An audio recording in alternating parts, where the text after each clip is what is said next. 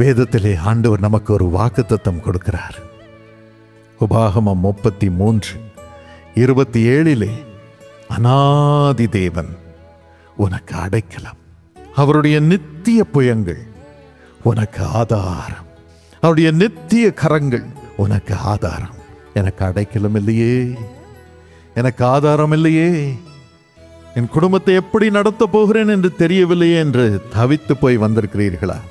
ஆண்டவர் சொல்லுகிறார், நான் அநாதி தேவன், நான் என்றென்றும் ஜீவித்திருக்கிறவர்.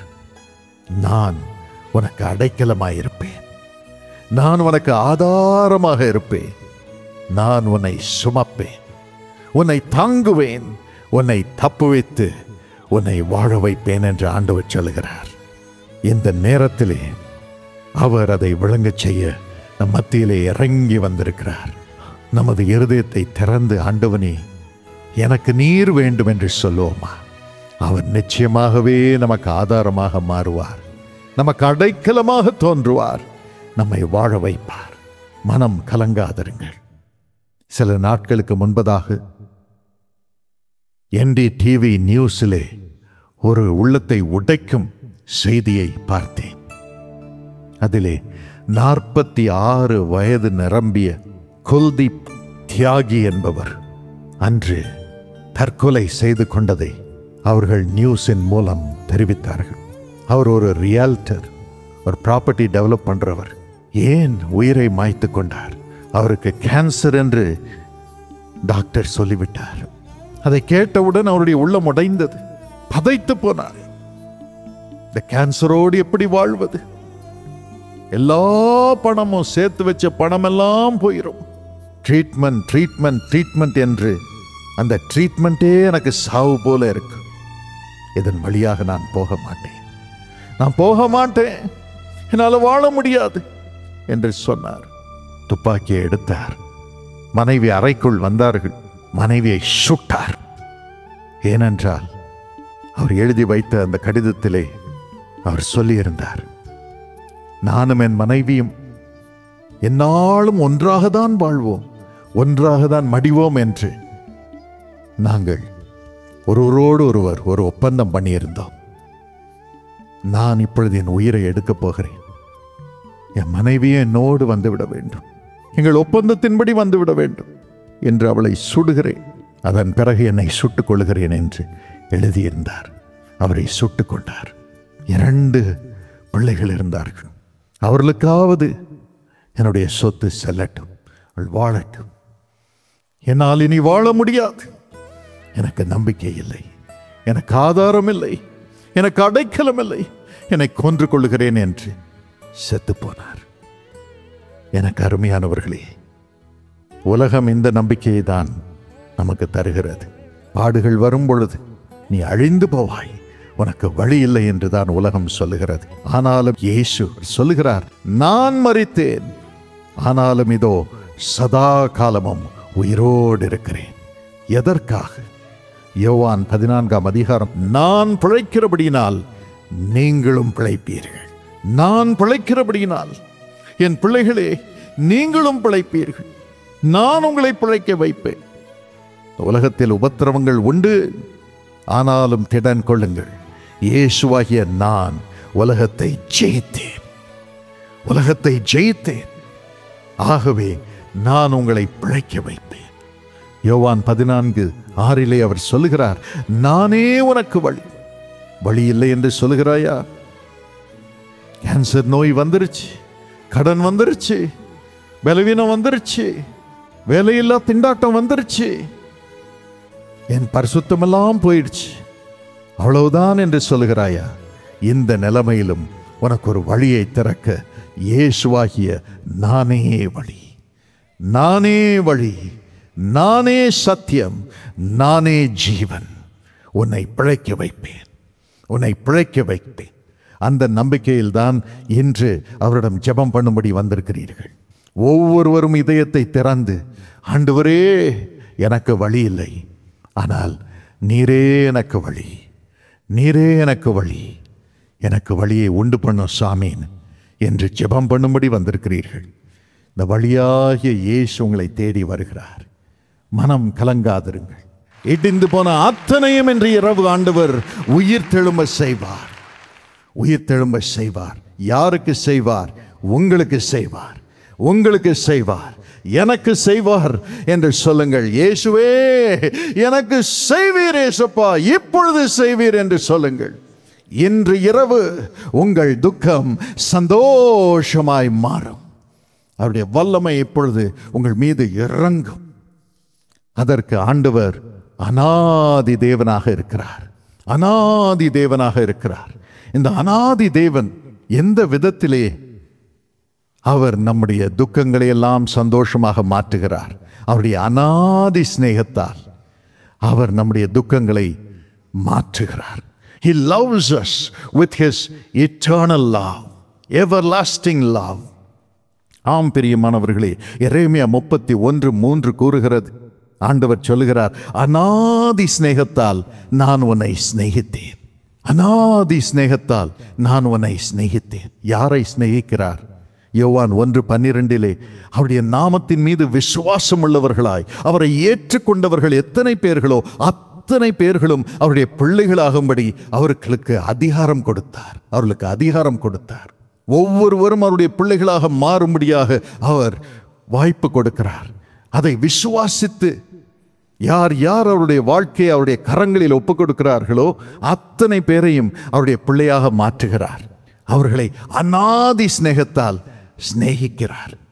வேதத்திலே பாருங்கள், மார்க் 10 இயேசு திரளான ஜனங்களுக்கு போதனை செய்து கொண்டிருந்தார் இந்த உலகத்தில் இருந்த பொழுது. அப்பொழுது அற்புதங்களையும் செய்து கொண்டிருந்தார். ஜனங்கள் ஆசீர்வதிக்கப்பட்டு கொண்டிருந்தார்கள். ஆனால் அதில் ஒரு கூட்டம் வந்தது, பரிசேயர் கூட்டம், எல்லாத்தையும் கேள்வி கேட்கும் கூட்டம், அற்புதங்களை நம்பாத கூட்டம், இயேசுவை நேசிக்காத கூட்டம். இயேசு எல்லா ஜனங்களுக்கும் ஆசீர்வாதத்தை கொண்டு வருகிறார், அதை நிறுத்த வேண்டும் என்று சொல்லும் பொய் பேசும் கூட்டம், தவறாக வேத வசனத்தை திருக்கும் கூட்டம். அவங்க வந்து கேட்டாங்க, விவாகரத்து பத்தி கேட்டாங்க. ஒருவன் இப்படி விவாகரத்து பண்ணலாமா, அப்படி பண்ணலாமா, எது கரெக்ட்?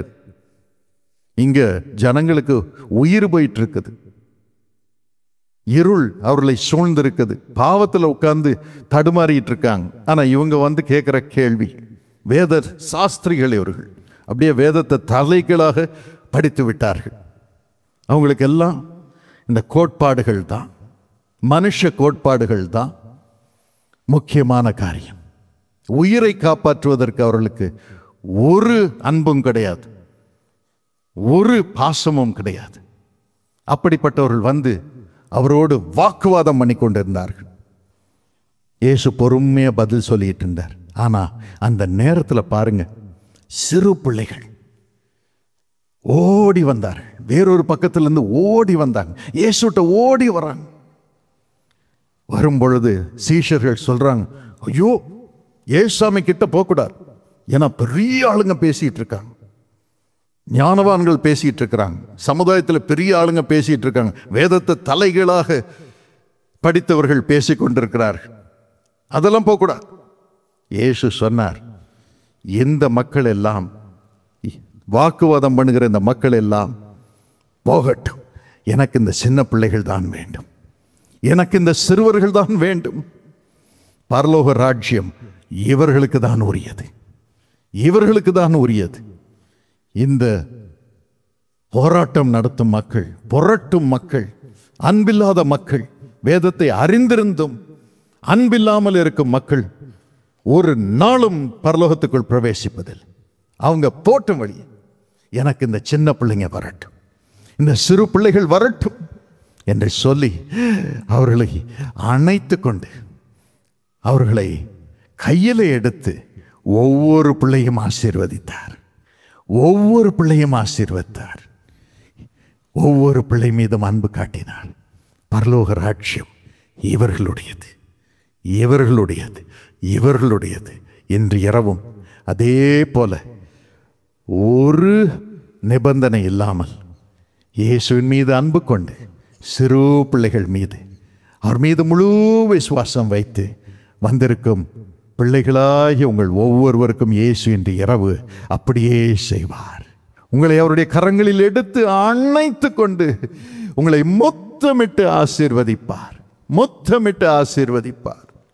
அநாதி ஸ்நேகத்தால் உன்னை சிநேகித்தேன், அநாதி ஸ்நேகத்தால் உன்னை சிநேகித்தேன், என்னுடைய இரு கரங்களினால் உன்னை கட்டி அணைத்து முத்தமிடுகிறேன் என்று சொல்லுகிறார்.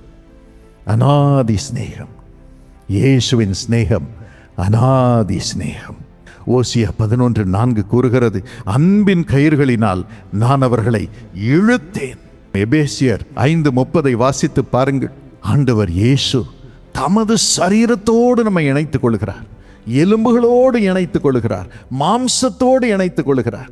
நீங்க அவருடைய பங்காக மாறிவிடுகிறீர்கள், நான் அவருடைய பங்காக மாறிவிடுகிறேன். அப்படிப்பட்ட அன்போடு சிறு பிள்ளைகளாகிய நம்மை, அவரை முழுமையாக நம்பி வந்திருக்கும் நம்மை அவரோடு இணைத்துக் கொள்கிறார். அவர் எலும்போடு இணைத்துக் கொள்கிறார், அவருடைய சரீரத்தோடு இணைத்துக் கொள்கிறார், மாம்சத்தோடு இணைத்துக் கொள்கிறார். ஆகவே அவருக்குள் இருக்கும் ஜீவன் நமக்குள் வந்து கொண்டே இருக்கும், நமக்குள் வந்து கொண்டே இருக்கும், நமக்குள் வந்து கொண்டே இருக்கும். உலக பாடுகள் வரும், ஆனால் அவைகள் அனைத்திலும் ஆண்டவர் நமக்கு ஜெயத்தை கொடுக்கும்படியாக அவரோடு இணைத்து வைத்திருக்கிறார், இணைத்து வைத்திருக்கிறார். அவ்வளவு பாசம், அவ்வளவு நேசம். என்றும் கூட பிரியமானவர்களே, இயேசுவின் எலும்போடு, இயேசுவின் மாம்சத்தோடு, இயேசுவின் சரீரத்தோடு நீங்கள் இணைக்கப்படும் பொழுது அவருக்குள் இருக்கும் ஜீவன் உங்களை வாழ வைக்கும், உங்களை பரிசுத்தமாக்கும், சுத்த இருதயத்தை தரும், சுத்த குடும்ப வாழ்க்கையை தரும். மனம் கலங்காதிருங்கள். இந்த பாக்கியத்தை கர்த்தர் இன்று நிச்சயமாக உங்களுக்கு தருவார். 2 சகோதரிகள் இருந்தார்கள்.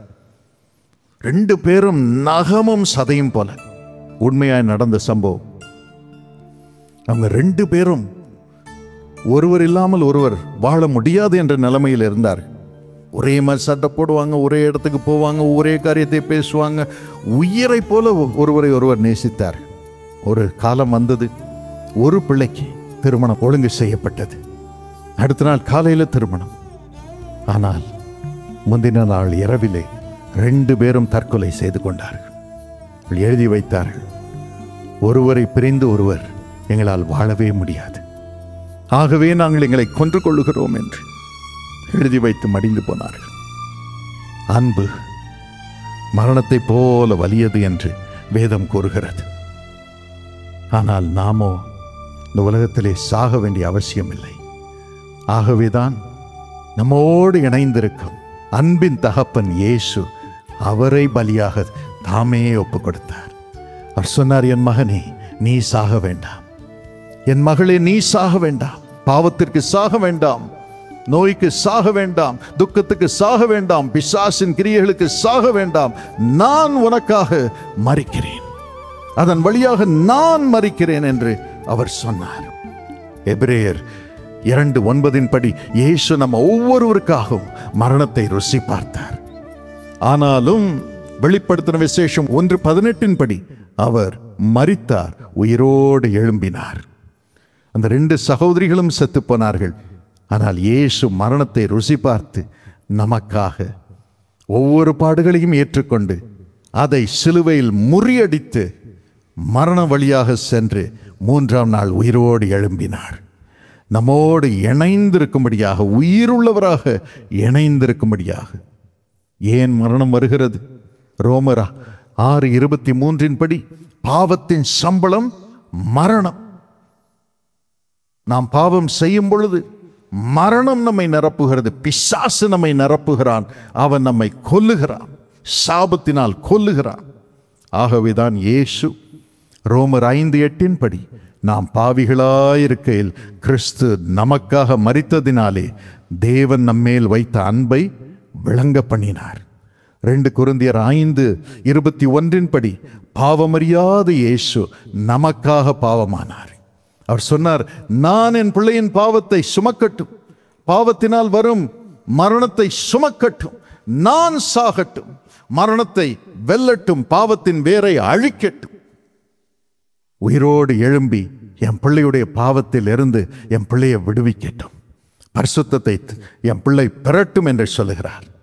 இன்று அவர் உயிரோடு இருக்கிறார், நம்மோடு ஒட்டி கொண்டு இருக்கிறார். நாம் செய்ய வேண்டியது என்ன? அவரோடு ஒட்டி கொள்வதற்கு நாம் என்ன செய்ய வேண்டும்? 1 யோவான் 1:9-7 வசனங்களை வாசித்து பாருங்கள். நம்முடைய பாவங்களை நாம் அறிக்கையிட்டால் பாவங்களை நமக்கு மன்னித்து எல்லா நியாயத்தையும் நீக்கி நம்மை சுத்திகரிப்பதற்கு நீதியும் உண்மையும் உள்ளவராக இருக்கிறார். இயேசு கிறிஸ்துவின் இரத்தம் சகல பாவங்களையும் நீக்கி நம்மை சுத்திகரிக்கும். எனக்கு பாவ மன்னிப்பு வேணும், பாவ மன்னிப்பு வேணும் என்று உலக பிரகாரமாக பல சடங்குகளை செய்கிறோம். ஆனால் தெய்வமே மனுஷனாக வந்து அவருடைய சுத்த இரத்தத்தை சிலுவையிலே பலியாக நமக்காக சிந்தி இருக்கிறார். அதை நாம் நம்பி நம் பாவங்களை அறிக்கையிட்டு, நாம் பாவி சுவாமி, நம் பாவி சுவாமி, என்னை மன்னியும் சுவாமி, என் பாவத்தையும் அநியாயத்தையும் எடுத்து போட சுவாமின்னு அவர்கிட்ட கேட்டா போதும். விசுவாசத்தில் கேட்டா போதும். நம்மோடு இணைந்திருக்கும் அருள்நாதர் வந்து விசுவாசத்திலே அவருடைய இரத்தத்தினால், பரிசுத்த இரத்தத்தினால் நம்மை கழுவுகிறார். இயேசு கிறிஸ்துவின் இரத்தம் சகல பாவங்களையும் நீக்கி நம்மை சுத்திகரிக்கும். தெய்வத்தின் இரத்தம், சர்வ வல்லவருடைய இரத்தம் இன்றும் நமக்காக நன்மையை பேசிக்கொண்டிருக்கிறது. எபிரேயர் 12:24 படி இன்று இரவு நாம் ஒவ்வொருவரும் ஆண்டவரோடு இணைந்து அவருடைய அன்பை ருசிக்க விரும்புகிறோம். அவர் நமக்காக உயிரை கொடுத்திருக்கிறார். நாமும் நம்முடைய ஜீவனை, நம்முடைய வாழ்வை அவருடைய கரங்களில் ஒப்பு கொடுப்போம். பாவத்திலிருந்து விடுபெற நாம் மன்னிப்புக்காக அவரிடம் மன்றாடுவோம். குறைகளையெல்லாம் சொல்லுவோம். அவருடைய இரத்தத்தினால் கழுவும்படியாக வேண்டிக் கொள்வோம். இயேசு தமது இரத்தத்தினால் நம்மை கழுவுவார், சுத்திகரிப்பார். அவரோடு இணைந்து வாழும்படியாக, நம்பிக்கையோடு வாழும்படியாக ஒரு வழியை திறப்பார். இப்பொழுது அதை செய்வார். இப்பொழுது அதை செய்ய நம் மத்தியிலே இருக்கிறார். இன்றும் கூட பிரியமானவர்களே, இயேசுவின் எலும்போடு, இயேசுவின் மாம்சத்தோடு, இயேசுவின் சரீரத்தோடு நீங்கள் இணைக்கப்படும் பொழுது அவருக்குள்ள இருக்கும் ஜீவன் உங்களை வாழ வைக்கும், உங்களை பரிசுத்தமாக்கும், சுத்த இருதயத்தை தரும், சுத்த குடும்ப வாழ்க்கையை தரும். மனம் கலங்காதிருங்கள். இந்த பாக்கியத்தை கர்த்தர் இன்று நிச்சயமாக உங்களுக்கு தருவார். நம்மை அவருடைய கரங்களில் ஒப்பு கொடுப்போமா? இப்பொழுதும் கண்களை மூடி ஆண்டவரை நோக்கி பார்ப்போம். அவருடைய ஜீவன் ஒவ்வொருவர் மீதும் இறங்கி கொண்டிருக்கிறது. அவருடைய வல்லமை ஒவ்வொருவர் மீதும் இறங்கி கொண்டிருக்கிறது. இப்பொழுதும் அவருடைய வல்லமையை ருசிக்கும்படியாக நம்முடைய ஆத்மாவை ஆண்டவரிடம் ஒப்பு கொடுப்போம். அவருடைய மகிமை இறங்கி கொண்டிருக்கிறது. ஆண்டவரே, என் வாழ்க்கைக்குள் இறங்கி வாரும், என் குடும்பத்துக்குள் இறங்கி வாரும் என்று வாய் திறந்து எல்லாரும் ஜெபம் பண்ணுவோம். அவருடைய வல்லமை இறங்கி கொண்டிருக்கிறது. Thank you Jesus, thank you Jesus. ஏசப்பா, இப்பொழுது ஜெபிக்கும் ஒவ்வொருவர் இருதயத்தையும் பாரும் ஏசப்பா. இப்பொழுது ஒவ்வொருவர் இருதயத்திற்குள்ளும் இறங்கி வாரும், ஒவ்வொருவர் இருதயத்திற்குள்ளும் பிரவேசியும் சுவாமி. குடும்பத்தில் இருக்கும் மக்கள், உம்மை அறியாத மக்கள் எங்கிருந்தாலும் சரி சுவாமி, அவர்களுக்குள் பிரவேசிக்க வேண்டும் என்று நாங்கள் ஜெபிக்கிறோம் அப்பா. உமது வல்லமை இப்பொழுது இறங்குவதாக. எல்லா பிசாசின் இருளும், தற்கொலை செய்யும் ஆவிகளின் வல்லமைகளும் ஒவ்வொருவரையும் விட்டு வெளியே வருவதாக. எல்லா கட்டுகளும் மறைகிறது, பிசாசுகள் ஓடுகிறது. இயேசுவின் நாமத்தினாலே பலவீனங்கள் மறைகிறது. இயேசுப்பா, சரீரத்திலே நோயோடு பாதிக்கப்பட்டு தவிக்கும் ஒவ்வொருவரையும் இப்பொழுது சுகமாக்கும். நோயுள்ளவர்கள் உங்கள் மார்பிலே கை வைத்துக் கொள்ளுங்கள். என்ன நோயாக இருந்தாலும் சரி, இயேசு உங்களுக்காக காயம் அடைந்திருக்கிறார். அவருடைய தழும்புகளினால் இப்பொழுது நீங்கள் குணமாகிறீர்கள். அவருடைய வல்லமை இறங்குகிறது. அத்தனை நோயும் மறைவதாக. வல்லமையான கிறிஸ்துவின் தழும்புகளினால் ஒவ்வொருவரும் இப்பொழுது சுகம் அடைவீர்களாக. ஏசப்பா, தேமல்கள் எல்லாம் மறையட்டும் அப்பா, மறையட்டும். சரும நோய்கள் மறையட்டும் அப்பா. எல்லா அலர்ஜியும் மறையட்டும் இயேசுவின் நாமத்தினாலே. மூச்சு விட முடியாமல் தவிக்கும் ஒவ்வொரு நோயும், ஒவ்வொரு பலவீனமும் இப்பொழுது மறைவதாக, மறைவதாக. நீர் சுகமாக்குவதற்காக நன்றி. எல்லா உளைச்சலும் இப்பொழுது மறைகிறது. இயேசுவின் நாமத்தில் அவர்கள் சுகமாகட்டும் சுவாமி. ஜீரணமாகாமல் தவிக்கும் இருக்கும் ஒவ்வொரு சரீரத்தையும் இப்பொழுது நீ தொட்டு சுகமாக்குகிறீர். லிவரை சுகமாக்குகிறீர், உமக்கு நன்றி. கிட்னிகளை புதுப்பிக்கிறீர், உமக்கு நன்றி.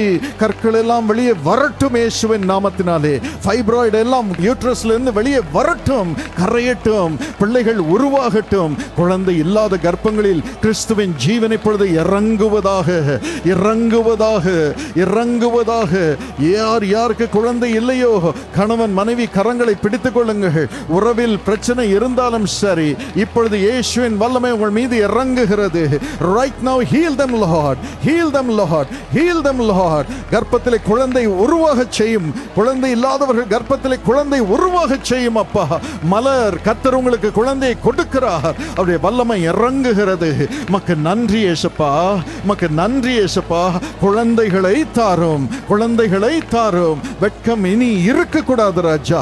பலவீனம் எல்லாம் கணவனை விட்டு வெளியே வரட்டும். மனைவியை தொட்டு ஆசீர்வதியும் அப்பா. உமது வல்லமை விளங்குவதற்காக நன்றி. தூங்க முடியாமல் தவிக்கும் பலரை பார்க்கிறேன். ராத்திரி பயங்கர சொப்பனம், பிசாசின் ஆவிகள், பயத்தின் ஆவிகள். இயேசுவின் நாமத்தில் இந்த பயத்தை கொண்டு வரும் ஆவிகளை நரகத்திற்கு துரத்துகிறேன். பேசாமல் நீ வெளியே போ என்று உனக்கு நான் கட்டளையிடுகிறேன். இவர்களை இனி தொடாதே, இனி தொடாதே. இனி மகிழ்ச்சி, தேவ மகிழ்ச்சி, பரிசுத்த ஆவியானுடைய நிறைவு அத்தனை பேருக்குள்ளும் இருப்பதாக. இனி போராட்டம் இருப்பதில்லை, தோல்விகள் இருப்பதில்லை, பண இழப்பு இருக்கக்கூடாது, பிசினஸ் தோல்வி இருக்கக்கூடாது. அத்தனையும் ஆசீர்வாதமாக மாற்றும். சகலமும் நன்மைக்கு எதுவாக மாறட்டும். கடையை ஆசீர்வதியும், வியாபாரத்தை ஆசீர்வதியும், தொழிலை ஆசீர்வதியும், குடும்ப வாழ்க்கையிலே அவர்கள் செய்யும் காரியங்கள் எல்லாவற்றையும் ஆசீர்வதியும். பணம் கையிலே நிற்கட்டும் இயேசுவின் நாமத்தினாலே. செழிப்பு உண்டாகட்டும். மந்திர சக்திகள் குடும்பத்திலே சண்டையும் சச்சரவுகளையும் கொண்டு வந்தது போதும் அப்பா. இனி சண்டையின் ஆவி குடும்பத்தில் இருக்கக்கூடாது, குடும்பத்தில் இருக்கக்கூடாது. குடும்பத்திலே சமாதான ஆவி இறங்குவதாக. கணவன் மனம் திரும்பட்டும், மனைவியை நேசிக்கட்டும், மனைவி கணவனை நேசிக்கட்டும். சந்தோஷமா இயேசுவை ரெண்டு பேரும் சுமக்கட்டும். பிள்ளைகள் இயேசுவை நேசிக்கட்டும். இன்று முதல் இந்த ஆசீர்வாதத்தை கர்த்தர் உங்கள் குடும்பத்திலே தருகிறார். கரங்களை தட்டி வாய் திறந்து ஆண்டவருக்கு நன்றி சொல்லுங்கள். சந்தோஷமான குடும்ப வாழ்க்கை, மாறுதலான குடும்ப வாழ்க்கை, இயேசு உங்களோடு ஒட்டி கொண்டிருக்கும் குடும்ப வாழ்க்கை அப்பா நீ தருவதற்காக நன்றி. மனைவியும் கணவனும் நகமும் சதையுமாக மாறட்டும். இயேசுவால் நிரம்பி இயேசுவின் வார்த்தையை ரெண்டு பேரும் பேசட்டும். ஒரு மனம் உண்டாகட்டும். அதனால் பிள்ளைகள் செழிக்கட்டும். அப்பா அம்மா சந்தோஷமா இருந்தா பிள்ளைங்க சமாதானத்தோடு பெருகுவார்கள், சமாதானத்தோடு உயர்வார்கள். அந்த கிருபையை பிள்ளைகளுக்கு தாரும் சுவாமி, தாரும் சுவாமி. சண்டையின் ஆவி மறைவதாக இயேசுவின் நாமத்தினாலே. பிசினஸ்ல சண்டையின் ஆவி மறைவதாக, பார்ட்னர்ஸுக்குள்ள இருக்கும் சண்டை மறைவதாக, எல்லா கோர்ட் கேஸும் மறைவதாக. இயேசுப்பா நாளையில் இருந்து மது பிள்ளைகளுக்கு விடுதலை வரட்டும். வர வேண்டிய ஆர்டர் வரட்டும், வேலைக்கான ஆர்டர் வரட்டும், கோர்ட் கேஸிலே வெற்றியின் ஆர்டர் வரட்டும் அப்பா. விடுதலையின் ஆர்டர் வரட்டும், வரட்டும், வரட்டும். வியாபார ஆர்டர் வரட்டும் அப்பா.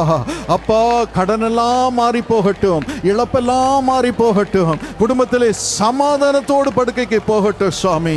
ஆசீர்வதியும். இப்பொழுது இந்த ஆசீர்வாதம் இறங்குவதற்காக நன்றி.